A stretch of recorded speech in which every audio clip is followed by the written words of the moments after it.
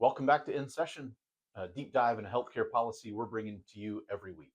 I'm Ryan Bernal with the South Carolina Hospital Association, and here's the rundown for week 11 at the State House.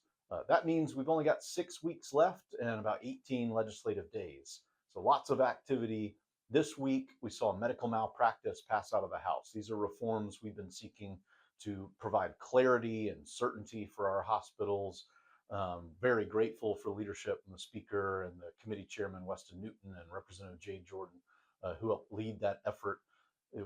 We saw a procedural motion on Wednesday that allowed the House to debate that early, give it second reading on Wednesday and the third reading on Thursday. So now that goes back over to the Senate. The Senate will take that up in committee and the Senate floor in the coming weeks, and we're eager to engage and see that one cross the finish line and head to the governor's desk.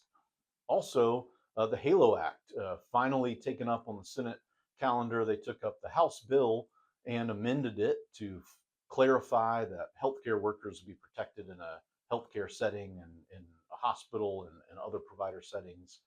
Grateful for Senator Greg Hembry for leading the effort on that amendment and including those protections for healthcare workers. Both of those bills, medical malpractice in the House and the HALO Act and that amended version of the HALO Act in the Senate, passed unanimously. So thank you to all of our House members and senators, all of you who've been engaging on those issues on our behalf and on our hospital's behalf. Great steps in the right direction. The HALO Act will now go back to the House. The House will need to decide if they're going to accept what the Senate did and the changes. We'll be advocating for them to adopt the Senate version and send that to the governor's office in short order.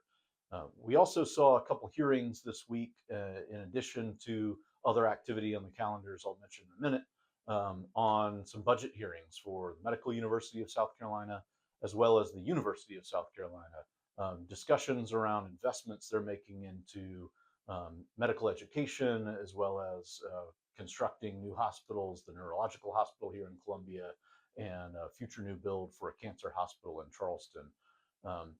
On the House calendar Thursday, we saw a debate on our hallway bed legislation.